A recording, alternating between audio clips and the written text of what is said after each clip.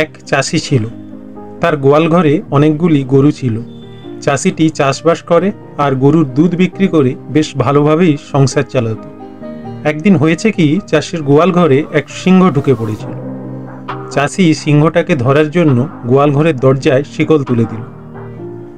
এদিকে সিংহটি যখন দেখলো বন্ধ ঘর থেকে তার পালাবার কোনো উপায় নেই, তখন সে গর্জন করতে করতে গোয়ালের গরুগুলির প্রাণ সংহার করতে শুরু করলো।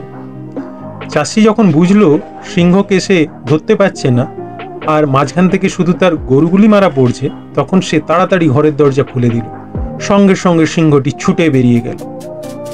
চাষির বউ এবার চাষির কাছে এসে জিজ্ঞাসা করলো, ব্যাপার কি, এত গোলমাল কিসে? চাষি সব ব্যাপারটা তার বউকে খুলে বলল।